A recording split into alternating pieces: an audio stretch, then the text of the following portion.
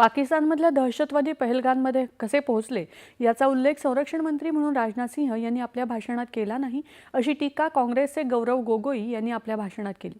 राष्ट्रहितासाठी प्रश्न विचारणं हे विरोधकांचं कर्तव्य आहे, असं ते म्हणाले।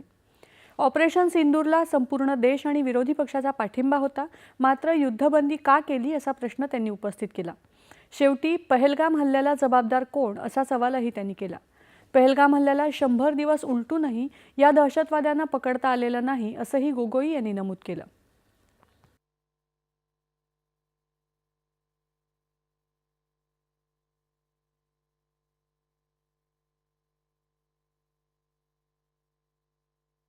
हमारे विपक्ष का कर्तव्य कि हम सवाल पूछेंगे देश हित में, राष्ट्र हित में। आज देश ये जानना चाहता है कि वो 5 दहशतगर्द कैसे घुसे और उन दहशतगर्दों का भी मकसद था। पाकिस्तान से आए हुए वो दहशतगर्दों का क्या मकसद था? उनका मकसद था कि जम्मू कश्मीर की अर्थव्यवस्था को तनाव करना, विनाश करना।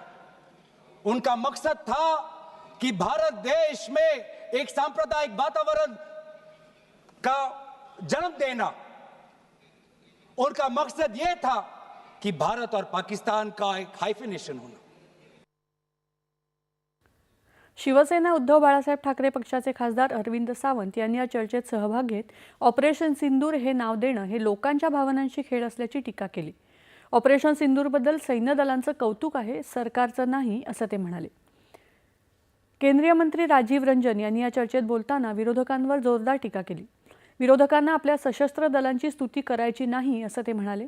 तत्कालीन काँग्रेस सरकारच्या काळात दहशतवाद जन्माला आला, असा आरोपही त्यांनी केला। जेव्हा राष्ट्रीय कर्तव्याचा विचार केला जातो तेव्हा प्रथम देश येतो, नंतर राज्य आणि नंतर पक्ष आणि कुटुंब।